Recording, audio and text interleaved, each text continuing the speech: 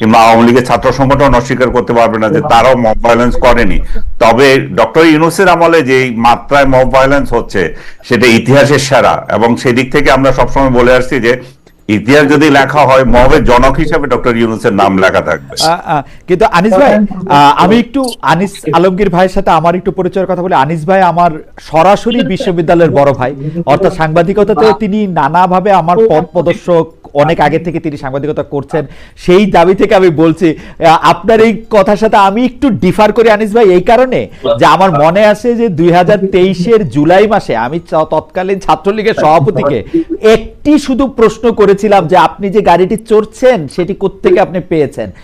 যেভাবে আমাকে আক্রমণ করা হচ্ছে, শুধু আমাকে না কিন্তু আমার পুরো পরিবারকে, আমার মা আছেন ফেসবুকে, আমার মেয়ে আছেন ফেসবুকে, আমার স্ত্রী আছে, পুরো পরিবারকে যে আক্রমণ করা হয়েছে, এখনকার সময় আক্রমণ করা হয় কিন্তু সেইটাকে এখনো ছাড়াই যেতে পারে না। নিশ্চয়ই ছাড়াই যাবে, চেষ্টাটা জারি আছে। আমি দেখি জামায়াত বা বিএনপি বা এনসিপির যারা সমর্থক তাদের চেষ্টাটা জারি আছে। আমি খালেদ আপনার এটাতে সিম্পাথাইজ, আমি অস্বীকার করছি না যে তাটা করে নাই, আমার ওই ঘটনাটা মনে নাই তাই বলছি। কিন্তু ডক্টর আসাদ সাহেবের কথা মনে আছে, সিনিয়র সাংবাদিক, প্রেস ক্লাবের মেম্বার এবং বাংলাদেশের একজন বলবো আমি, এরকম একটা লোককে যখন এটা করেছে সেটা আমার মনে আছে। আপনাকে পার্সোনালি করেছে, আপনি আপনারটা মনে রেখেছেন।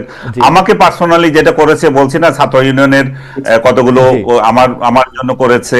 বিশেষ করে আমি যখন একবার একটা নিয়ে রামপাল নিয়ে আমার একটা পজিশন বললাম যে রামপাল বিদ্যুৎ কেন্দ্র যেটা হচ্ছে, আমি মনে করি যে এটা সময়ের প্রয়োজনে বাংলাদেশের দরকার আছে, কারণ আমি এটা আমার মত রেখেছি।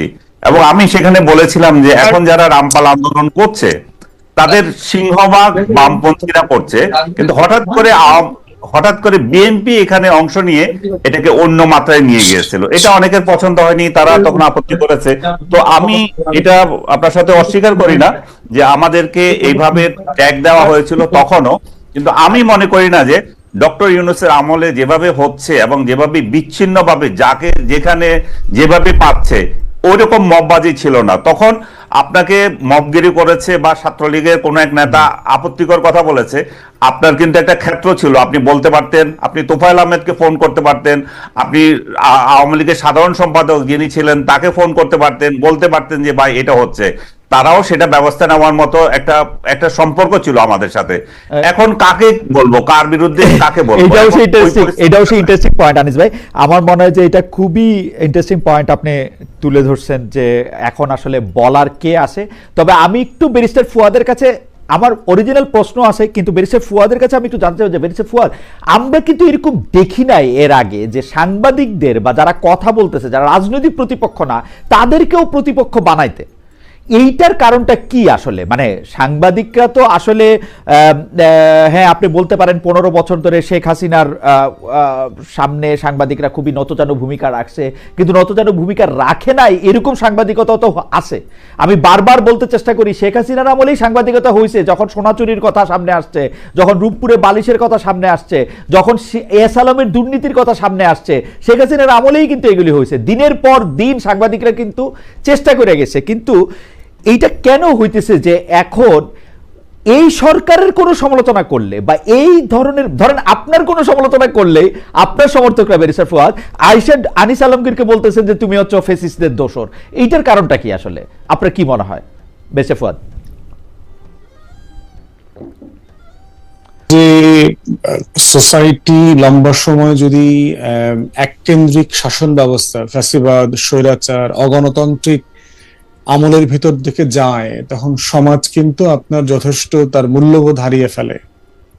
ফ্যাসিবাদের সবচেয়ে বড় ক্ষতি যেটা হয় সেটা হচ্ছে যে সমাজের ভিতরকার নাগরিকদের মধ্যকার যে সম্পর্ক, যে মর্যাদার সম্পর্ক, সম্মানের সম্পর্ক, গণতান্ত্রিক মূল্যবোধের সম্পর্ক, এই সম্পর্কগুলো নাই হয়ে যায়।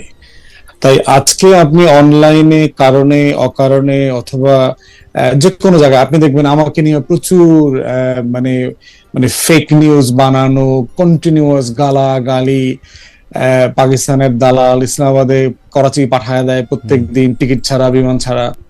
তো এইটা একটা বড় জায়গা হচ্ছে ওইটা আর কি। একটা সমাজে যখন লম্বা সময় গণতান্ত্রিক মূল্যবোধের চর্চা থাকে, মানুষ যখন নিজেদের অ্যাঙ্গার, দ্বিমত, ভিন্ন মত এটাকে ভেন্টিলেট করতে পারে এবং এই ভেন্টিলেট করতে গিয়ে সে কোনো ভয়ের ভীতির মুখোমুখি হবে না, তখন সে সেই জায়গাগুলো ডেভেলপ করে। বাংলাদেশে যে যাত্রাটা শুরু হয়েছিল 91-তে, এইটা এসে হোঁচট খেয়েছে। তো গত 16-17 বছরে যেটা হয়েছে যে বাংলাদেশে সিম্পলি আমরা একটা ফ্যাসিস্ট আপব্রিঙ্গিং এর মধ্য দিয়ে বড় হয়েছি। সাংবাদিকদের কথা আপনি যেটা বলেছেন যে কথাটা তো আসলে সত্য না। আপনি নিজে চিন্তা করে দেখেন, আপনি কি যখন ইন্ডিপেন্ডেন্ট ছিলেন তখন কি আপনি হেনস্থার শিকার হন নাই? আওয়ামী লীগের নেতারা, সাবেক এমপিরা বিভিন্ন সময় কি আপনাকে হেনস্থা করে নাই? করেছে তো। মাহমুদুর রহমান ভাই আমার দেশের সম্পাদক ছিলেন, ওনাকে হেনস্থা করেছে না? কিন্তু আমার দেশের সব সাংবাদিক, নয়াদিগন্তের সাংবাদিক। আনিস ভাই যে কথাটা বলতেছেন, যেমন ধরেন আমাকে হেনস্থা মানে কি, 2015 সালে শেখ হাসিনাকে ওই প্রশ্ন করার পরে আমাকে আর কোনো কিছুতে দাওয়াত দিল না জীবনে, এটাকে আপনি হেনস্থা বললে হেনস্থা? কোনো বড় পলিটিক্যাল লিডার আসতে চাইলো না অনুষ্ঠানে, সেইটা একটা হেনস্থা বললে হেনস্থা? সারাক্ষণ ধরেন আমার বিরুদ্ধে নিষেধাজ্ঞার ফাইল তৈরি, আমি কবে কি বলছি সেগুলি, কিন্তু এই কথাগুলিও আমি আসলে বলতে পারতাম যখনই পাইছি, যখনই আওয়ামী লীগের কোনো মন্ত্রীকে পাইছি সেগুলি বলতে পারতাম। আনিস ভাই যেটা বললেন, এখন কেউ বলার কোনো জায়গা নাই, মানে কারে আপনি বলবেন? দেখা যাচ্ছে যে আপনিও আপনার কথাই বললেন অকারণে, মানে আপনার সাথে যুক্তিতে হয়তো পারতেছে না, যুক্তিতে হয়তো মিলতেছে না, কোথাকার কোন জায়গার কোন ভিডিও বাইর করে আমাকে 100 লোক জিজ্ঞেস করতেছে যে এইটা কি ঠিক কিনা, এইটা ওইটা কিনা, মানে এগুলি কি আসলে, মানে এটা কেন? না, এটা তো বললাম যে এই যে আওয়ামী ফ্যাসিবাদের কথা বললাম, যে টোটাল মূল্যবোধ তো মানে ডিক্লাইন করেছে। ডেমোক্রেটিক যে ভ্যালু সিস্টেম, এটা তো একটা কন্টিনিউশন লাগে। একটা জেনারেশন যখন আপনি তাকে সাপ্রেস করে রাখবেন, সে যখন তার অ্যাঙ্গার ভেন্টিলেট করতে পারবে না, দ্বিমত ভেন্টিলেট করতে পারবে না, তখন তো সে সুডো মানে আইডি খুলে আপনাকে, আমাকে অথবা অন্য কাউকে সে এটা করবে। অতএব এই জিনিসটার দায় হলো পুরো ফ্যাসিবাদকে নিতে হবে। গণজাগরণ মঞ্চ কি একটা মব না বলেন? এখান থেকে কি বাংলাদেশে হাজার হাজার কোম্পানির তালিকা করা হয়নি? প্রত্যেক দিন অমুক ইসলামী ব্যাংককে ধরো, ইসলামী ব্যাংক হাসপাতাল ধরো, অমুক কোম্পানিকে অ্যাটাক করো, অমুক কোম্পানি ভাঙো, আমার দেশ জ্বালায়া দাও, নয়াদিগন্ত জ্বালায়া দাও, সংগ্রাম জ্বালায়া দাও, এগুলো কি মব ছিল না? আজকে এই যে আনিস ভাই বলছে না যে আমি তোফায়েল আহমেদ সাহেবকে ফোন করতে পারতাম, আমরা কি পারতাম? যারা বিএনপি জামাত করেছে, চিন্তা করেন, আপনি যদি বেক্সিমকো অথবা সালমান এফ রহমানের প্রতিষ্ঠানে না কাজ করতেন, আপনি কি এই লেভেলের অ্যাকাউন্টেবিলিটির সাংবাদিকতা করতে পারতেন? এটা কি আপনার দিগন্ত টিভির সাংবাদিকরা এই লেভেলের সাংবাদিকতা করতে? আমার কাছে মনে হয় যে বেশে ফুয়াদ, এই প্রসঙ্গটা নিয়ে আমরা নিশ্চয়ই আরেকদিন আলাপ করব। তবে আমার কাছে মনে হয় যে বাংলাদেশের এমন কোন টেলিভিশন ছিল না, আমি যে সময় সাংবাদিকতা করেছি 12 থেকে 19, যাদের সাথে শেখ হাসিনার সরকারের খুবই ঘনিষ্ঠ সম্পর্ক ছিল না। মানে এটা আমি যদি আজাদ সাহেবের টেলিভিশনে কাজ করতাম, আপনি আমার একই কথা বলতেন, আমি যদি বসুন্ধরাতে কাজ করতাম একই কথা বলতেন, যমুনায় কাজ করতাম আপনি আমার একই কথা বলতে পারতেন। যারা যমুনা, বসুন্ধরা, আজাদ ভাই টিভিতে কাজ করেছে, একটু পার্থক্য আছে খালিদ ভাই। একটু পার্থক্যের জায়গা হচ্ছে আপনার স্বাধীনতাটা আপনি মেইনটেইন করছেন, সেটা আপনি এটাও জানেন, এটা আমার অর্জন। কিন্তু এইটাতে যখন আপনি বলেন যে এটা সালমান এফ রহমানের টিভিতে কাজ করছি বলে, আমি এটা মানতে রাজি না। আমার চেয়ে বেশি সম্পর্ক দুইটাই আছে এখানে, দুইটা উপকার আছে। একটা হচ্ছে যমুনা টিভি, বসুন্ধরা টিভি সম্পর্ক, আজাদ সাহেবের সম্পর্ক শেখ হাসিনার চেয়ে কোনো অংশ কম ছিল না। এসালামের টিভি ছিল, তারপরে ধরেন এসালামের টিভি ছিল, ক্ষমতার পার্থক্য, এসালামের টিভি ছিল, ক্ষমতার পার্থক্য তো আছে।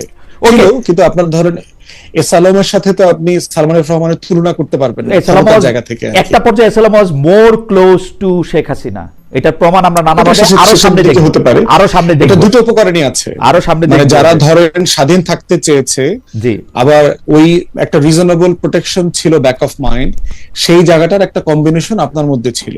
অধিকাংশ জায়গাতেই সবাই সেলফ সারেন্ডার করে ফেলছে, সে স্বাধীনও থাকতে চায় না, শুধু চাকরি করেছে। সাংবাদিকতা তো চাকরি না, ইটস বিয়ন্ড এই প্রফেশন, এটা বিয়ন্ড অ্যান এমপ্লয়মেন্ট। সেই জায়গাটা আপনি করতে পেরেছেন বলেই তো আজকে আপনি এখনো টিকে আছেন, আপনি বাংলাদেশে গেছেন। আরো অনেকে নিশ্চয়ই আরো অনেক বেশি ভালোভাবে করছে। কিন্তু বেশে ফুয়াদ, আমি আজকের প্রশ্নে আসি। বেশে ফুয়াদ, ইলেকশন হবে কি হবে না সেটি একটি খুব সব মানুষের মনে প্রশ্ন। আমি সেই প্রশ্নটি আপাতত আনিস ভাইয়ের জন্য তুলে রাখি, আনিস ভাইয়ের কাছে শুনে এটা আপনার কাছে শুনবো। কিন্তু আমি প্রথমে এবি পার্টির অবস্থান জানতে চাই। এবি পার্টি কেমন মনে করতেছে যে এইবারের ইলেকশনে এবি পার্টি তার মতামত নিয়ে কতটা জনগণের কাছে পৌঁছাতে পারলো, বা এবি পার্টি কি ধরনের রাজনৈতিক জোটের কথা ভাবছে কিনা, যদি ভেবে থাকে? আগে এবি পার্টির কথা আমরা একটু শুনি। বেরেশা ফুয়াদ। প্রথম কথা হচ্ছে যে আমরা আপনার এখন পর্যন্ত 109টা আসনে প্রার্থিতা ঘোষণা করেছি। এর ভিতরে সবাই যার যার সামর্থ্য মোতাবেক প্রচারণা করছে। 25-30টা আসনে আপনার খুবই অ্যাক্টিভলি প্রচারণা করছে এবং তারা ন্যাশনাল স্ট্যান্ডার্ডে সংসদ সদস্য হবার যোগ্য মানুষ। আমাদের আর্থিক সামর্থ্যে ঘাটতি আছে, আমাদের লোকবলে ঘাটতি আছে, সাংগঠনিক স্ট্রেংথে ঘাটতি আছে, কিন্তু আমাদের সক্ষমতা মোতাবেক আমরা সেই ক্যাম্পেইন করে যাচ্ছি। আমাদের রাজনৈতিক বক্তব্যটা গত 5-6 বছর থেকে আমরা দিয়ে আসছি যে বাংলাদেশে দেখবেন যে গত লম্বা সময় 3 দশকের উপর থেকে বিকল্প ধারার রাজনীতি, তৃতীয় ধারার রাজনীতি, সংস্কার, নতুন ধারার রাজনীতি, এই শব্দগুলো কিন্তু যথেষ্ট আলোচিত শব্দ। ডক্টর কামাল হোসেন যখন আওয়ামী লীগ থেকে বের হয়ে আসলেন অথবা তাকে বহিষ্কার করা হলো, উনি গণফোরাম করলেন, তখনও কিন্তু এই কথাটা উনি বলেছেন। বি চৌধুরী যখন অথবা অলি আহমেদের মতো লোক যখন বিএনপি থেকে বের হয়ে আসছেন, তারা এই কথাটা বলবার চেষ্টা করেছে। এখন আমরা এবং 111-এর সময় এটা খুবই ওয়াইডলি স্পোকেন ওয়ার্ড, সংস্কার, বিকল্প, এই সেই, -2, 3, 4, আমরা আসলে এই জিনিসটা বোঝার চেষ্টা করেছি। শুরুতেই দল করি নাই, আপনি জানেন যে আমরা জন আকাঙ্ক্ষার বাংলাদেশ নামে একটা প্ল্যাটফর্ম করলাম 2019-এ।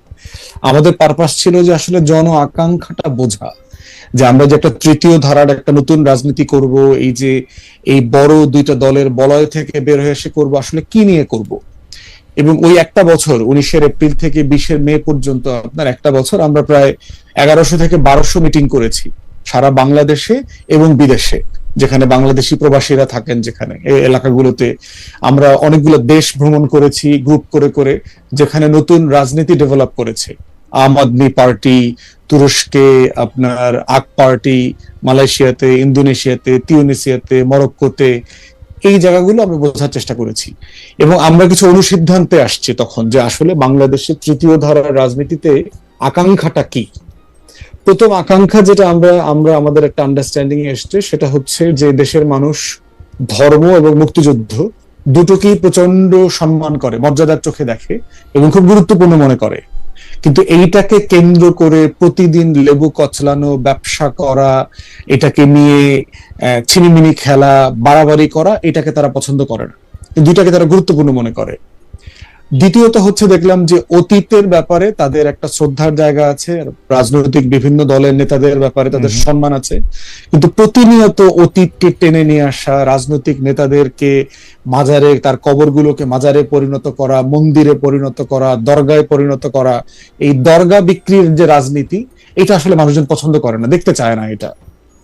তৃতীয়ত যেটা দেখলাম সেটা হচ্ছে যে আমাদের একটা অনুসিদ্ধান্ত যেটা আসছে, মানুষ চায় প্রতিনিয়ত তাদের জীবনের সমস্যাগুলোকে যেন আমরা অ্যাড্রেস করি, রাজনৈতিক দলগুলো যেন তর্ক বিতর্ক আলাপের মধ্য দিয়ে এগুলোকে অ্যাড্রেস করে। একটু যদি সংক্ষিপ্ত করেন ফুয়াদ এই পর্যায়ে। তো সেই জায়গাতে বটম লাইন হচ্ছে এবি পার্টির রাজনীতিটার মেসেজ হচ্ছে ওইটাই, যেটাকে আমরা আমাদের টোকেন ওয়ার্ড বলি, যে আমরা বাংলাদেশকে একটা কল্যাণ রাষ্ট্র বানাতে চাই, আমরা পলিসি বেস পলিটিক্স করতে চাই, অতীতমুখিতা, অতীতের বাড়াবাড়ি চর্চা, অতীতের কি নিয়ে খুব বেশি মানে পূজার জায়গাটা না বানায় আমরা হচ্ছে ভবিষ্যতের বাংলাদেশ বিনির্মাণের যে ক্রাক্স, সেবা এবং সমস্যা সমাধানের রাজনীতি, এটা করতে চাই।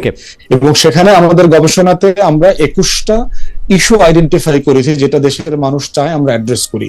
21টা টপিক এবং 21টা টপিক নিয়ে আমরা পলিসি পেপারও তৈরি করেছি। আমরা একটু বেরিশা ফুয়াদ একটু খালি আপনাকে নোটটা দিয়ে রাখি যে আপনারা এই রাজনীতির ক্ষেত্রে যে 21টা টপিক হোক বা যে 3টা বিষয় নিয়ে আপনারা জন আকাঙ্ক্ষা করতে পর্যবেক্ষণ করতেছিলেন সেগুলি হোক, সেগুলির মধ্যে শুধুমাত্র পপুলিস্ট ধারণাগুলি বজায় রাখতেছেন কিনা, মানে যখন যেটা মানুষ জনপ্রিয় হইতেছে বা যখন যেটা মানুষ চাইতেছে সেইটাই আসলে বলতে চেষ্টা করতেছেন কিনা, সেটা ভুল হোক কি সঠিক হোক সেটার জায়গা থেকে সেই ব্যাপারটাও আপনার কাছ থেকে আমরা একটু শুনবো, যে আপনাদের আসলে জনতুষ্টিমূলক এক ধরনের রাজনীতি, যে রাজনীতিটা যে কোনো সময় যে কোনো পাত্রে রাখলে ফিট ইন হয়ে যাবে, ওরকম একটা রাজনীতি আপনারা করতেছেন কিনা আমরা এটা শুনবো। তার আগে আমরা একটু আনিস ভাইয়ের কাছে যাই। আনিস ভাই, নানা কারণে মানে বাংলাদেশে একটা ভূমিকম্প হইল, প্রথম প্রশ্নটা আসে ইলেকশন ঠিকমতো হবে কিনা। বাংলাদেশে বেগম খালেদা জিয়া যদি অসুস্থ হন তৈলেও প্রথম প্রশ্নটা আসে ইলেকশন ঠিকমতো হবে কিনা। তারেক সাহেব দেশে না আসলেও প্রথম প্রশ্নটা আসে ইলেকশন ঠিকমতো হবে কিনা। একটা আর্মিতে 3টা অফিসার বদলি হইলেও এই প্রশ্ন আসে ইলেকশন ঠিকমতো হবে কিনা। বিডিআর এর মামলার রায় হইলেও প্রশ্নটা আসে ইলেকশন ঠিকমতো হবে কিনা। আমি পার্সোনালি ইলেকশন ঠিকমতো হবে এর বাইরে কিছুই দেখি না। আপনি কি দেখেন? আপনাকেও আমি নির্বাচন নিয়ে সংশয় জানাতে দেখি, এটার কারণটা কি আসলে? মানে কেন নির্বাচনে আপনি সংশয়? আনিস ভাই, আপনি বলতে শুরু করার আগে আমি একটু আমাদের একজন দর্শক, উনি তার নাম লিখেছেন দান্তে 3311, তিনি বলেছেন ভাই সাংবাদিকদের আমাদের সমালোচনা করতে পারবো না কেন? সারা পৃথিবীতেই সাংবাদিকদের সমালোচনা করা যায়, এখন আপনাদের সমালোচনা সাধারণ মানুষ করতে পারবে না?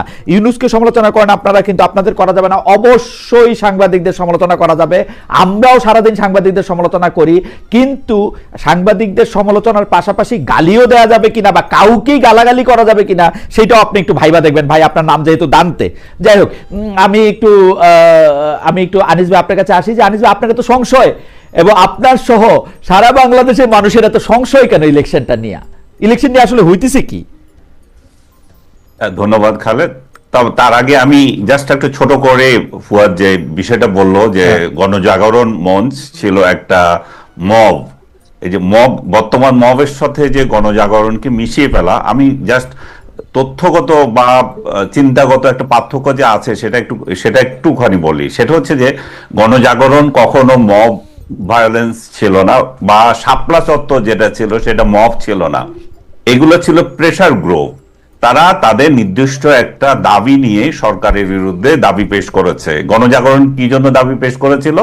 কাদের মোল্লার যে ফাঁসির আদেশ দেওয়া হয়নি, সেটা যাবজ্জীবন দেওয়া হয়েছিল, এবং সেখানে সরকারের আপিল করার সুযোগ ছিল না, যাতে আপিল করার সুযোগ দেওয়া হয় এবং তাকে আপিল করার সুযোগ দেওয়া হয়, এবং তাদের ডিমান্ড ছিল যে সেই আপিলে যাতে তার ফাঁসির রায় কার্যকরার কোনো ব্যবস্থা হয়, সেটাই ছিল। গণজাগরণ যদি মব হতো তাহলে আপনি জাস্ট একটু খেয়াল করে দেখেন, তার 100 গজ দূরে ছিল গোলাম আজমের আস্তানা বলবো না, আমি বলবো যে গোলাম আজমের অবস্থান। গোলাম আজম পুরো সময়টাই পিজি হাসপাতালে ছিল। আপনি যখন ঢাকায় শহরেই ছিলেন, আপনার কি মনে হয়েছে এর থেকে বড় জমায়েত বাংলাদেশে কোথাও ছিল? এর থেকে বড় শক্তি কোথাও ছিল? কারণ বাংলাদেশের সমস্ত রাজনৈতিক নির্দেশনা, সমস্ত রাজনৈতিক দলগুলো এক্সেপ্ট দুই একটা রাজনৈতিক দল, বিএনপি সহ, এবং বিএনপির পার্সোনালি তারা না নিলেও তাদের অনেক সমর্থক এটা সমর্থন করেছে।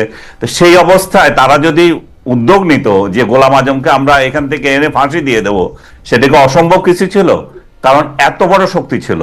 তো গণজাগরণ যদি মব হতো তাহলে সেটা করতো। এই যে আমি আরেকটা উদাহরণ দিই, না কয়েকদিন আগে যে আবির ভাই এই ছেলেপেলেরা যে আওয়ামী লীগকে নিষিদ্ধ করলো এবং শাহবাগে এসে যে দাবি জানালো, সেটা কি মব ছিল? না, মোটেই সেটা মব ছিল না, সেটাও ছিল প্রেসার গ্রুপ। তারা সরকারের উপর তাদের দাবিটা পেশ করেছে, তারা সেই অনুযায়ী সরকার বাধ্য হয়েছে। আনিস ভাই, আমার কাছে মনে হয় যদি আমরা সংজ্ঞার দিক দিয়ে আমরা এই বিতর্কটা চালু রাখি, তাইলে আসলে মব, প্রেসার গ্রুপ এগুলি নিয়ে আমরা একদিন আলাদা করে নিশ্চয়ই আমরা কথা বলতে পারবো। না, আমি এখানে শেষ করে দিয়েছি যে মব এবং প্রেসার গ্রুপের পার্থক্যটা বোঝার জন্য আমার মনে হয় যে অনেকে আপনার ডেফিনিশনের সাথে একমত নাও হতে পারেন আনিস ভাই, মানে আপনি হতে পারে না, আমি আমারটা যেটা মনে করি সেটা বলছি। জি জি। এখন যেটা হচ্ছে যে এই ইলেকশন নিয়ে কেন সবার সন্দেহ, আপনি যথার্থই বলেছেন যে উদাহরণগুলো হয়েছেন, যা কিছু হোক সবার সন্দেহ হচ্ছে ইলেকশন হবে কিনা। আজকে একটা রাজনৈতিক দল এই ম্যানিফেস্টো ঘোষণা করার, ম্যানিফেস্টো না, এটা কি বলবো, এই যে শিডিউল ঘোষণা করার ক্ষেত্রে আপত্তি জানিয়েছে। এখন তাতেও মানুষ সন্দেহ করছে যে ডক্টর ইউনূস কি তাহলে নির্বাচন পিছিয়ে দিয়ে আবার 5 বছর থাকার প্ল্যান করছে কিনা। এই ধরনের আশঙ্কার দুইটা কারণ আছে। প্রথমত হচ্ছে এটা একটা ইনক্লুসিভ ইলেকশন হচ্ছে না। ইনক্লুসিভ ইলেকশনের কথা যখনই আমি বলি তখন মনে করে যে অনেকের গা জ্বালাপালা করে। ভাই, বাস্তবতাটা হচ্ছে যে ইনক্লুসিভ ইলেকশন হচ্ছে না। একটা রাজনৈতিক দলকে বাদ দিয়ে কিংবা ওই রাজনৈতিক দলের জোট সমর্থক যারা ছিল, জোটে যারা ছিল, তাদেরকে বাদ দিয়ে একটা ইলেকশন হচ্ছে। এখন যেহেতু ওদেরকে বাদ দিয়ে একটা ইলেকশন হচ্ছে, সাধারণ মানুষের মধ্যে একটা ভাবনা আছে যে এই ইলেকশন কতদিন টিকবে, ইলেকশন হতে পারে কিনা, আমেরিকা এখানে হস্তক্ষেপ করবে, ভারত এখানে হস্তক্ষেপ করবে, দোহাতে এটা মিটিং হচ্ছে, এই জাতীয় একটা জল্পনা কল্পনা মানুষের মধ্যে থাকে। সেই একটা কি একটা ছোট প্রশ্ন করতে পারি? আপনি বলছেন একটা রাজনৈতিক দলকে বাদ দেওয়া হয়েছে, আমি যদি ধরে নিই এই রাজনৈতিক দলটার নাম আওয়ামী লীগ, সেই আওয়ামী লীগ কি একবারও বলছে ওরা এই নির্বাচন করতে চায়? আওয়ামী লীগ কি এইটা কোর্টে, আওয়ামী লীগ কি কোর্টে এটা ট্রাই করছে? আমি বলছি যে কোর্টে এটা ট্রাই করছে কি চায় নাকি? তারা বিভিন্ন সময় বলেছে, না তারা বলছে যে এই সরকার পরিবর্তন করে তারা তত্ত্বাবধায়ক সরকার আমলে নির্বাচন চায়, ইউনূস সরকারের অধীনে নির্বাচন করতে তারা চায় না। কিন্তু কথা হচ্ছে যে আমরা কেন সুযোগ দিচ্ছি না? আমাদের কথা হচ্ছে শেখ হাসিনার আমলে যে সমস্ত নির্বাচনগুলো হয়েছিল সেগুলো কলঙ্কিত ছিল। কেন? তারা নিজেরা নির্বাচন করেছে, রাতের ভোট করেছে, তারা মানুষ স্যাটিসফাইড হয়নি তাদের ভোটে। কিন্তু বর্তমান সময়ে যে নির্বাচনটা হতে যাচ্ছে, যেটা আমরা আবার ইতিহাসে সাক্ষী হতে যাচ্ছি, সেই নির্বাচনটা হতে যাচ্ছে কিছু রাজনৈতিক দলকে কমপ্লিটলি মাইনাস করে। সেই মাইনাস তারা নিজের ইচ্ছা হচ্ছে না, তাদেরকে আমরা নিষিদ্ধ করে রাখছি। শেখ হাসিনার সাথে পার্থক্য এই জায়গায়, শেখ হাসিনা আপনাকে নিষিদ্ধ করে নাই যে ইলেকশন করতে পারবেন না, কিন্তু এই আমলটা হচ্ছে যে না, শেখ হাসিনার দল 14 দল জাতীয় পার্টি এরা নির্বাচন করতে পারবে না, কিংবা 14 দল বা জাতীয় পার্টি যে করতে পারবে সেটাও বড় গলায় বলছে না, এবং আবার তাদেরকে হুমকি দেওয়া হচ্ছে তারা যদি নির্বাচনে আসে তাহলে খারাপ হবে। তার মানে হচ্ছে যে একমাত্র শুধু আওয়ামী লীগ নয়, আরো বিভিন্ন রাজনৈতিক দল নির্বাচন করতে পারবে কি পারবে না এই অনিশ্চয়তার মধ্যে রয়ে গেছে। আমি ধরে নিচ্ছি তাদেরকে ছাড়াই ইলেকশন হচ্ছে, কিন্তু বাস্তবতার সাথে আমাকে বলতে হবে যে এই নির্বাচনটা যেটা হতে যাচ্ছে সেটা এই যেহেতু ইনক্লুসিভ হচ্ছে না, সেই জন্য মানুষের মধ্যে একটা আশঙ্কা আছে। আর দ্বিতীয়ত হচ্ছে যে এই ইলেকশনটা হতে যাচ্ছে বিএনপি ভার্সেস জামায়াতে ইসলামী, প্লাস জামায়াতে ইসলামের A party, B party, C party বা B team, A team, C team, যার মধ্য থেকে ফুয়াদের রাজনৈতিক দলটা, সেটাকেও একটা বি টিম, সি টিম হিসাবে ধরা হয় জামাতে ইসলামের। তো এমন একটা পরিবেশে যে নির্বাচন হতে যাচ্ছে, সেটা সাস্টেনেবিলিটি কতটুকু থাকবে, তারা আসলে কয়দিন ক্ষমতায় থাকতে পারবে, সেটা নিয়ে আশঙ্কা করছে। মানুষ ধরে নিয়েছে যে এই নির্বাচনে যারা নির্বাচিত হোক, হয় জামাতে ইসলামী জিতুক কিংবা আওয়ামী লীগ বিএনপি জিতুক, 6 থেকে 7 মাসের মধ্যে এই যারা বিরোধী দলে থাকবে, সরকারের পরিবর্তন আনার জন্য, সরকার বিরোধী আন্দোলন করার জন্য তারা আওয়ামী লীগকে ডেকে আনবে এবং আওয়ামী লীগের সাথে জোটবদ্ধ হয়ে এরা আন্দোলন করবে। সেই জন্য মানুষের মধ্যে আশঙ্কা যে আসলে এই নির্বাচন হতে যাচ্ছে কিনা। আপনি যেটা বললেন, আপনি যেমন একটা মিনিট আমি শেষ করে দিচ্ছি, আপনি যেমন শেষ করেন না যে নির্বাচন হচ্ছে কি হচ্ছে না, আমারও মনে হচ্ছে যে নির্বাচন হতে যাচ্ছে এবং ডক্টর ইউনূস এই নির্বাচন করেই বিদায় নেবেন, এবং এটা কোনো সন্দেহ নাই যে নির্বাচন হতে যাচ্ছে। আপনি শেষ করেন না, আপনি খালি একটু সময় দেন। আপনার থিসিসটা নিয়ে আমি একটু ব্যারিস্টার ফুয়াদের পয়েন্ট একটু শুনি, কারণ ব্যারিস্টার ফুয়াদের পয়েন্ট মানে প্রশ্নে আমি একটু পরে যাই। ব্যারিস্টার ফুয়াদ, ইলেকশন ইনক্লুসিভ হচ্ছে না কারণ আওয়ামী লীগ বা জাতীয় পার্টি সহ অন্যান্য অনেকগুলি দলকে ইচ্ছা করে ইলেকশনে বাইরে রাখার একটা চেষ্টা করা হচ্ছে, তাদেরকে অপশন দেওয়া হচ্ছে না। এই জন্য লোকের মনে একটা আশঙ্কা আছে যে এই ইলেকশনটা হয়তো ইনক্লুসিভ হবে না। আপনি আনিস ভাইকে শুনেছেন এই ব্যাপারে, আপনি যদি একটু ছোট্ট করে বলেন, আমরা আনিস ভাইকে আবার একটু শুনে আপনার কাছে আসবো, একটু যদি 1-2 মিনিটে বলেন এটা এই থিসিসটার সাথে আপনি একমত পোষণ করেন কিনা। দেখেন, ইনক্লুসিভ ইলেকশন বলতে বোঝায় না যে একটা ফ্যাসিস্ট অর্গানাইজেশন যাকে গণ অভ্যুত্থানের মধ্য দিয়ে পতন করানো হয়েছে তাকে নির্বাচনে অংশগ্রহণ করতে দেয়া। মানে 73 সালের নির্বাচনে কেন মুসলিম লীগ অংশগ্রহণ করে নাই, মানে এইটা তো একটা ভ্যালিড কোশ্চেন হইতে পারে না। তখন যাদের বিরুদ্ধে যুদ্ধ হইলো, যাদের বিরুদ্ধে গণ অভ্যুত্থান হয়েছে, তাকে অংশগ্রহণ করতে দেয়াটার মধ্য দিয়ে কোনো ইনক্লুশন থাকে না। দ্বিতীয়ত দেখেন যে আপনার পিলখানা গণহত্যা কমিশনের রিপোর্ট আসছে গত কদিন আগে, সেখানে পরিষ্কার করে বলা হয়েছে যে আওয়ামী লীগ দল আকারে দিল্লির সাথে কলিউশন করে এই পিলখানায় গণহত্যাটা ঘটাইছে। বর্তমানে আওয়ামী লীগের দল আকারে আইসিটিতে বিচার চলছে। আপনি মানবাধিকার কমিশনের জাতিসংঘের যদি রিপোর্ট দেখেন, সেখানে তাদের 6 সপ্তাহের আমলনামার কথা আসছে। বাংলাদেশের স্বাধীনতা, সার্বভৌমত্ব, জাতীয় স্বার্থ, মর্যাদা ক্ষুণ্ণ করবার জন্য হেন কোনো কাজ নাই যা এই দলটা করে নাই। রাজনৈতিক দলের যদি ডেফিনেশনে দেখেন যে 1991-এ কেন হোয়াইট পার্টিকে ইলেকশন করতে দেয়া হয় নাই, এটা কিন্তু তখন তর্ক ছিল না। 1945-এর অনওয়ার্স নির্বাচনে জার্মানিতে নাৎসিদেরকে কেন ইলেকশন করতে দেয়া হয়নি, অথবা ইতালিতে আমার মনে হয় যে ব্যারিস্টার ফুয়াদ আমি আপনাকে না যে প্রশ্ন হইতে পারে না জায়গা থেকে আমি আপনাকে কয়েকটা প্রশ্ন করি। গণ অভ্যুত্থানের কথা আপনি বলেছেন, গণ অভ্যুত্থানের মধ্যে আওয়ামী লীগ আউটস্টেড হয়েছে। গণ অভ্যুত্থানের মধ্যে কখনো আমি এইটা দেখি নাই যে আওয়ামী লীগকে রাজনীতি করতে দেওয়া হবে না, এটা গণ অভ্যুত্থানের দাবি ছিল। আপনি বলেছেন যে দল আকারে দিল্লির সাথে মিলে বিডিআর হত্যাকাণ্ড করা হয়েছে, সেটা বিচারাধীন বিষয়, সেটার ব্যাপারে এখনো কোনো রায় আসে নাই। দল কোনো অন্যায় করতে পারে কিনা সেটা সারা জীবনের প্রশ্ন। আপনি বলেছেন যে 6 সপ্তাহের আওয়ামী লীগের আমলনামা, আমি বলবো যে তখন আওয়ামী লীগের হয়ে যারা সরকার পরিচালনা করেছেন তাদের দায় এটা। দল একটা ব্যক্তি না, দল একটা কোনো জান্তব গোষ্ঠী না। 1945-এ আপনি যে ফেসিস্ট হিটলারের কথা বলেছেন, হিটলার কিন্তু ঘোষণা দিয়ে জাতিগত নিধন কর্ম চালু করেছিলেন সারা ইয়েতে। শেখ শেখ হাসিনা এবং সরকার কিন্তু এখনো অস্বীকার করেন যে তারা এটা করেন নাই, ওই সময় তারা এই ঘোষণা দেন নাই যে আমরা এদেরকে মাইরা ফেলবো। হাউএভার এই প্রশ্নগুলি কিন্তু উঠতেছে। আমরা দল হিসাবে আওয়ামী লীগকে কি আসলে ভয় পাইতেছি যে ওই ইলেকশনে আসলে আমরা কম ভোট পাবো, আওয়ামী লীগ আবার ক্ষমতা নিয়ে যাবে, ব্যাপারটা কি এরকম? এই জন্য আমরা ওকে ইলেকশনে আসতে অপশন দিচ্ছি না? না, এটা নির্বাচনের প্রশ্ন না। এটা প্রশ্ন হচ্ছে যে আপনার গণ অভ্যুত্থান পরবর্তী যে বাংলাদেশ বিনির্মাণের আলোচনা আসছে, নিউ পলিটিক্যাল সেটেলমেন্ট, সেই নিউ পলিটিক্যাল সেটেলমেন্টে আওয়ামী লীগের এক্সিস্টেন্স থাকতে পারে না। কারণ নতুন বাংলাদেশ বিনির্মাণের যে আকাঙ্ক্ষার কথা আসছে সেটা অ্যাবসলিউটলি তার অস্তিত্বের বাইরে থেকে বিনির্মাণের প্রশ্ন আলোচনা হতে হবে। কারণ এটা আমাদের সার্বভৌমত্বের কোশ্চেন, যে গত 16-17 বছর যারা মুক্তিযুদ্ধের আকাঙ্ক্ষা থেকে শুরু করে বাংলাদেশের সংবিধান, আমাদের রাজনীতি এবং গণতান্ত্রিক মূল্যবোধের যে ন্যূনতম জায়গাগুলো, তার প্রত্যেকটা জিনিস ধ্বংস করে দিয়েছে। তো যে বাংলাদেশের নির্বাচন ব্যবস্থা ধ্বংস করে দিয়েছে, যে বাংলাদেশের গণতন্ত্র ধ্বংস করে দিয়েছে, যে বাংলাদেশের সাংবিধানিক কাঠামো ধ্বংস করে দিয়েছে, তাকে সেই সংবিধান মোতাবেক তার অধিকারকে স্বীকৃতি দিয়ে ইনক্লুড করবার জায়গাটা কোথায় আসে?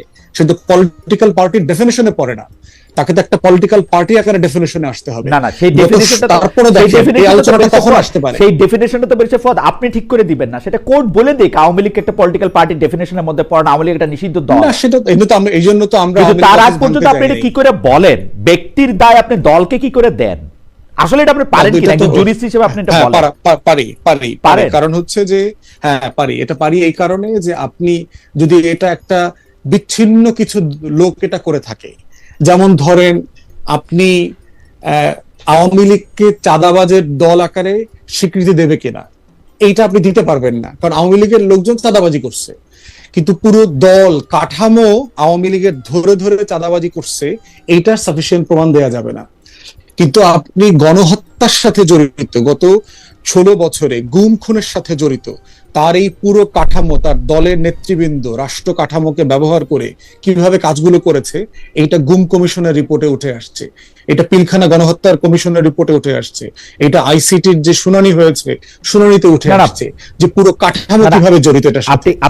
ইভেন আপনার দেখেন এই যে শুট অন সাইট, আপনি আইসিটি ওয়েল আমার কাছে মনে হয় যে আপনি যেগুলি কথা বললেন সেখানে হচ্ছে দল হিসাবেও দায় দেয়া যায়, সে ব্যাপারে জনাব আনিস আলমগীর আপনি কি আপনি শেষ করে দিন। গণভবনের সর্বশেষ যে 14 দলীয় মিটিং হয়েছে, যেই মিটিং এর মধ্য দিয়ে আপনার মিলিটারি ডিপ্লয় করা হলো, কারফিউর মতো করে সিচুয়েশন জারি করা হলো, মোবাইল শাটডাউন করা হলো, shoot on sight policy declare করা হলো, এটা কি? এটা জেনোসাইড না? এটা একটা এক্সটারমিনেশনের মতো করে আপনি আমাকে যদি ডেভিলস অ্যাডভোকেট হওয়ার পারমিশন দেন, তাহলে আপনাকে কিন্তু তখন বলতে হবে তখন পোশাকে থাকা লোকজন মারা যাচ্ছিল, কিন্তু পোশাকে থাকা লোকজন যখন মারা যায়, আপনার সরকার, আপনি যখন রাষ্ট্রপ্রধান হবেন, আপনি যখন সরকার প্রধান হবেন, তখন আপনি পোশাককে কিন্তু আপনি প্রোটেক্ট করতে চাইবেন। কিন্তু আপনি আমার এই বক্তব্য অনেক অজনপ্রিয় হইতে পারে, কিন্তু আমার তো কিছু বলার নাই।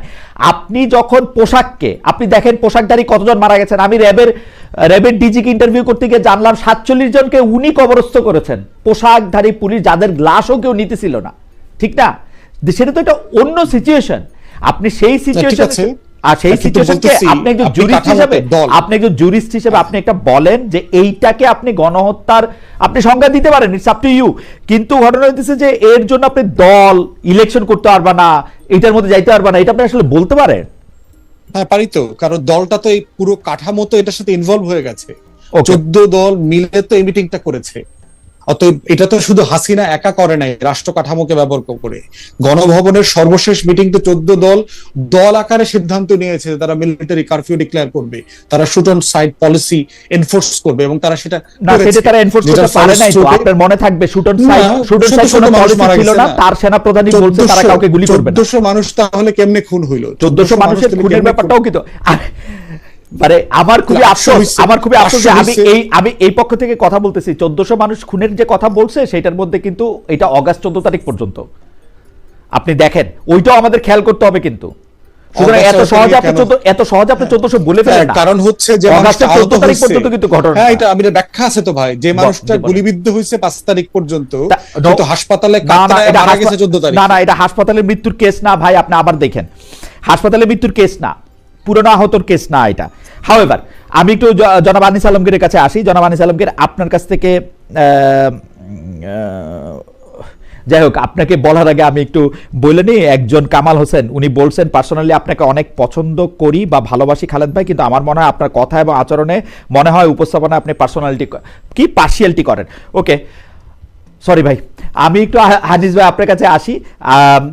ব্যারিস্টার ফুয়াদ যেটা বলতেছেন যে আসলে তো শেখ হাসিনা একজন ব্যক্তি মাত্র নন, একটি দলকে প্রতিনিধিত্ব করতেন, এবং আওয়ামী লীগের কোন লোককে আমরা কিন্তু শেখ হাসিনার এই যে, আমি খালি জুলাই আগস্ট বলবো না, 15 বছর ধরে উনি যে দুঃশাসন চালিয়েছেন, আওয়ামী লীগের কোন লোক আওয়ামী লীগের থেকে এটি বলেছেন, আওয়ামী লীগের কোনো কাউন্সিলে বলেছেন, অন্য কোনো সময় বলেছেন বা বলার চেষ্টা করেছেন, সেইটা পর্যন্ত তো আমরা দেখি নাই আসলে।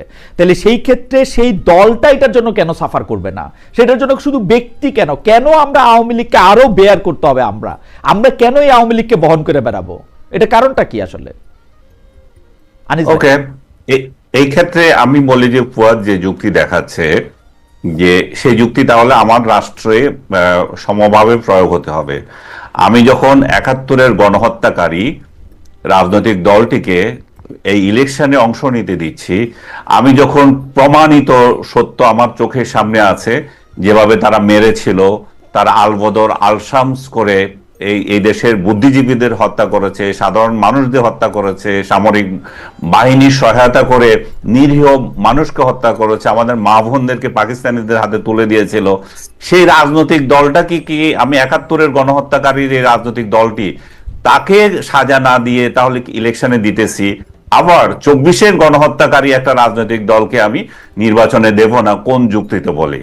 সেকেন্ড প্রশ্ন হচ্ছে, আমি একটু বলবো আনিস ভাই, 71-এর গণহত্যাকারী, আমি শেষ করে দিচ্ছি, আমি শেষ করে তারপরে বলবো। নাৎসি পার্টির সাথে এখন তুলনা হচ্ছে আওয়ামী লীগের। সো ঠিক আছে, নাৎসি বাহিনীকে আদালতে একটা দুর্বৃত্ত দল হিসেবে প্রমাণ করে তারপর তাকে ব্যান করা হয়েছিল, এবং ইন্টারন্যাশনালি করা হয়েছিল। ইন্টারন্যাশনাল আদালত, বাংলাদেশে এমন একটা কোনো আদালতে সেটার কোনো বিচার হচ্ছে?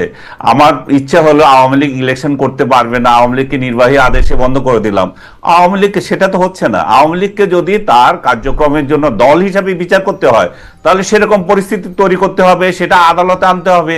আওয়ামী লীগকে নিষিদ্ধ করুক, আওয়ামী লীগ কার খালো, আমার কি, তোমার কি, বা অন্যের কার কি? আওয়ামী লীগ যদি দুর্বৃত্তের দল হয়ে থাকে তাহলে সাজা পাবে। কথা হচ্ছে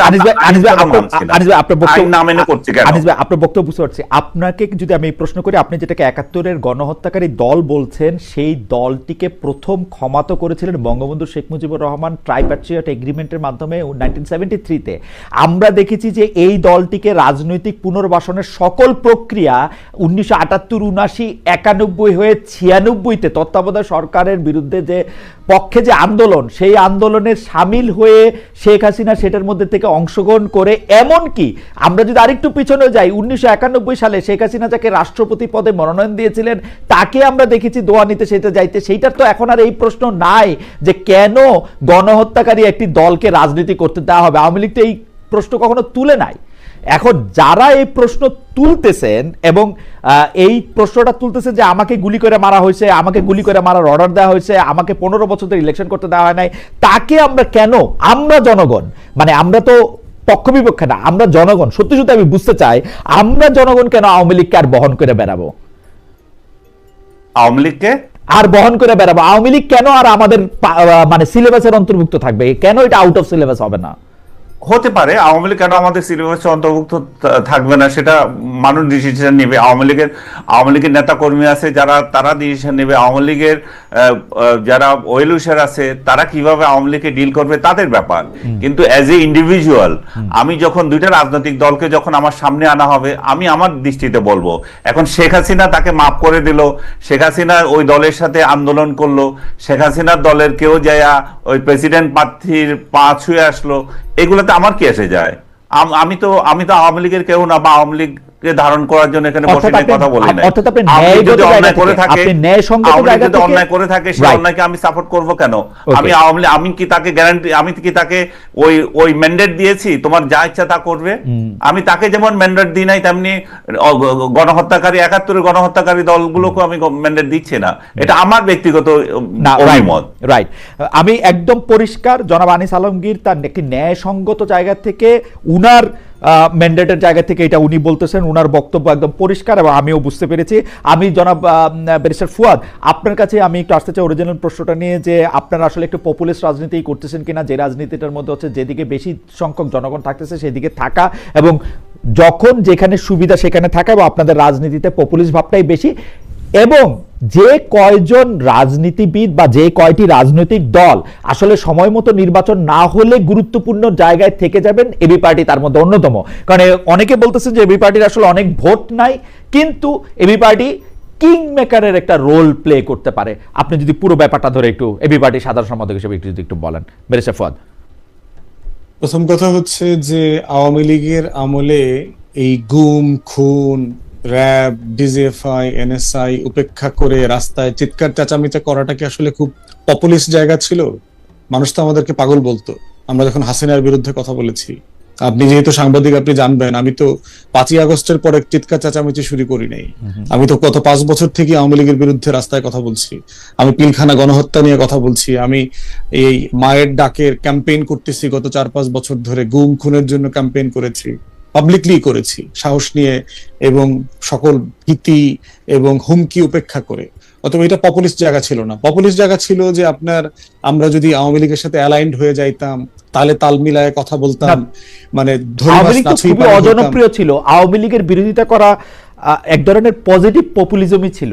আওয়ামী লীগ তো খুবই একা দল, নিজেদের দলের লোকেরাই ওদেরকে পছন্দ করতো না। আমি এখনো বলি, এরা বেঁচে আছেন, প্রতিটা আওয়ামী লীগের নেতা একজন আরেকজনের বিরুদ্ধে বিষেধাগার করতেন। আসলেই আওয়ামী লীগের মধ্যে অজনপ্রিয় ছিল না। পপুলিস্ট জায়গাটা পাওয়ারের সাথে কানেক্টেড, যেখানে শুধু জনগণের বেনিফিট পাওয়া যাবে তা না, আপনি ক্ষমতার জায়গা থেকেও নিরাপদ থাকবেন, এরকম একটা জায়গা না থাকলে পপুলিস্ট আইডিয়া ডেভেলপ করে না। এই জন্য আপনি দেখবেন যে ইউরোপ আমেরিকাতে পপুলিস্ট আইডিয়া গুলো ডেভেলপ করে কেন? কারণ সেখানে সিকিউরিটির কনসার্ন নাই। মানুষ রাইট উইং আইডিয়া গুলোকে ধারণ করে কথা বলতে পারতেছে সব জায়গায়।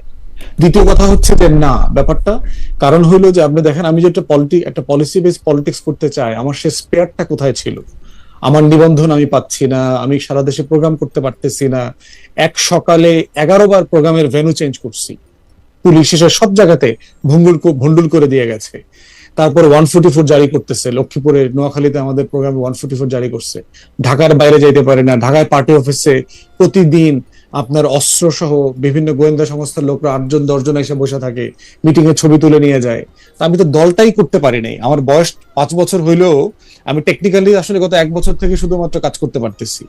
এই জন্য পলিসি বেস পলিটিক্সটাকে যে আমি তুলে ধরবো, সেই সুযোগটাই তো আমি আসলে পাই নাই। এরপরে দেখেন, দ্বিতীয় চ্যালেঞ্জের একটা জায়গা হইলো যে বর্তমানে সমসাময়িক যে প্রচুর ইস্যু আসতেছে, একটা রাজনৈতিক দল আকারে তো আমি এই ইস্যুগুলোকে অ্যাড্রেস না করে পারতেছি না, আমাকে তো অ্যাড্রেস করতে হচ্ছে।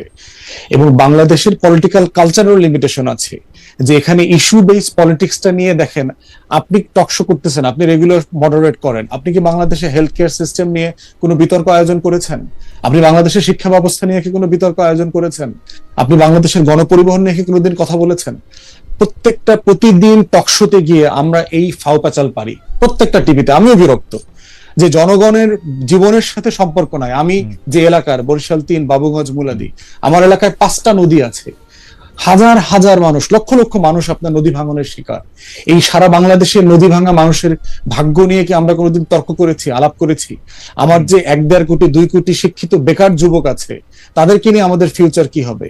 মাদকের মানে যে ভয়াল থাবায় বাস্তবতা যেটা আমি একটু আপনাকে নাই তো কালচারে, এটা তো মানে আমি একা পারবো না। তো আমি আপনাকে একটু বলি যে আমি কিন্তু টেলিভিশনে আসার পর থেকে এইসব বিষয় নিয়ে আসলে অনেক বেশি টকশো করছিও, করতে চাইও, কিন্তু মুশকিল হইল কি, at the end of the day আমরা হঠাৎ আবিষ্কার করি সকল কিছুই হচ্ছে রাজনৈতিক। প্রিয় দর্শক, আসসালামু আলাইকুম, সবাইকে আজকের ভিডিওতে স্বাগতম। তো আজকের ভিডিওটি দেখলেন, আজকে টকশোতে খালেদ মহিউদ্দিন যেসব প্রশ্নগুলি করছেন কতটা যৌক্তিক ছিল, বর্তমান নির্বাচন এবং নির্বাচন প্রেক্ষাপট নিয়ে আলোচনা সমালোচনা হয়েছে, সেটি আপনারা দেখলেন। এই কথাগুলি কতটা যৌক্তিক ছিল এবং কতটা গুরুত্বপূর্ণ ছিল সেটি অবশ্যই আপনারা কমেন্ট বক্সে জানাবেন।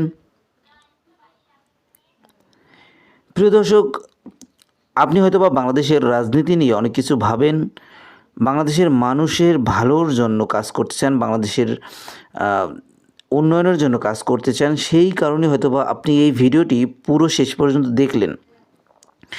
প্রিয় দর্শক, আমি অনুরোধ করব যে আমরা যদি এই বাংলাদেশটাকে খুব সুন্দর করে সাজাতে চাই, খুব সুন্দর করে ঘুষাতে চাই, খুব বাংলাদেশের রাজনীতিতে যদি ভালো কিছু বয়ে আনতে চাই, তাহলে আমাদের উচিত ভালো মানুষের পিছনে রাজনীতি করা, ভালো মানুষকে সাপোর্ট করা। এখন একজন ভালো মানুষ সে যে কোনো দলের হতে পারে, তাকে অবশ্যই সাপোর্ট দিতে হবে। সে কোন দলের সেই বিষয়টি খেয়াল না করে তার কাজগুলি দেখতে হবে, সে কেমন কাজ করতেছে সেই কাজগুলির মাধ্যমে তাকে বিচার করতে হবে। এবং ভালো মানুষকে যদি আপনি সাপোর্ট করেন, ভালো মানুষের পিছনে যদি আপনি রাজনীতি করেন, তাহলে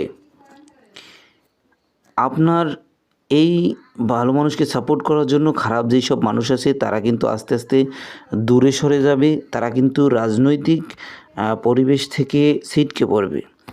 এখন দেখেন কিছু সংখ্যক নেশাখোর, নেশাদ্রব্য দিয়ে কি নেশাদ্রব্য খায় এমন লোকের মাধ্যমে কিন্তু কিছু উচ্ছৃঙ্খল নেতাকর্মীরা তারা কিন্তু রীতিমতো রাজনৈতিক মাঠে, রাজনৈতিক প্ল্যাটফর্মে অরাজকতা সৃষ্টি করতেছে এবং তাফালিং করতেছে। তো আমরা যদি ভালো মানুষরা সবাই একত্রিত হয়ে আমরা একজন নেতৃত্ব দেওয়ার মতো একজন নেতাকে সিলেক্ট করি, তাহলে কিন্তু ওই অসৎ উদ্দেশ্য নিয়ে যেই রাজনীতিতে যেই লোকটি আসছে, অসৎ যে মানুষটি যে বাংলাদেশের ক্ষতি করতে চায়, বাংলাদেশের মানুষের ক্ষতি করতে চায়, বাংলাদেশের সম্পদ লুট করে বিদেশে নিয়ে যেতে চায়, এরকম লোক ও তখন কিন্তু দুর্বল হয়ে পড়বে এবং সে কিন্তু এই কাজগুলি করতে পারবে না। এখন দেখেন আমরাই পারি আমাদের পরবর্তী প্রজন্মকে একটি সুন্দর সুষ্ঠু রাজনৈতিক প্ল্যাটফর্ম দিতে। যেরকম ধরেন আমরা যদি এখন এই বাংলাদেশের জন্য একটু কাজ করে যাই, একটু কষ্ট করে রাজনৈতিক প্ল্যাটফর্মটি সুন্দর করে ঘুষিয়ে দিয়ে যাই, একজন ভালো মানুষকে যদি ভোট দিয়ে নেতৃত্ব দেওয়ার মতো উপযোগী করে গড়ে তুলি, তাহলে কিন্তু আমাদের পরবর্তী প্রজন্ম খুব সুন্দর করে কাটাতে পারবে। ব্যক্তি স্বাধীনতা যেহেতু আছে, আপনি বলেন যে এই 24শে গণঅভ্যুত্থানের পর ব্যক্তি স্বাধীনভাবে কয়জন মানুষ চলতেছে বা কতজন মানুষ চলতে পারতেছে? সবাই চাচ্ছে যে যার যার ব্যক্তি স্বাধীনতা নিয়ে চলতে, কিন্তু সেই স্বাধীনতা কি আমরা পাচ্ছি? কতটা পাচ্ছি সেটি অবশ্যই আপনি কমেন্ট বক্সে জানাবেন। প্রিয় দর্শক, আপনি যদি একটি কমেন্ট বক্সে জানান, তাহলে হবে কি আপনার ওই কমেন্টে আরেকজন এসে পড়বে, সে কিন্তু অনেক কিছু জানতে পারবে, অনেক কিছু শিখতে পারবে। এখন আপনার ওই কমেন্ট পড়ে সে যদি কোনো প্রকার ভুল ধরে, কিংবা আপনার ওই চিন্তাভাবনার ভিতর যদি কোনো প্রকার ভুল থাকে, সেই ভুলটি কিন্তু সে শুধরে দিতে পারবে।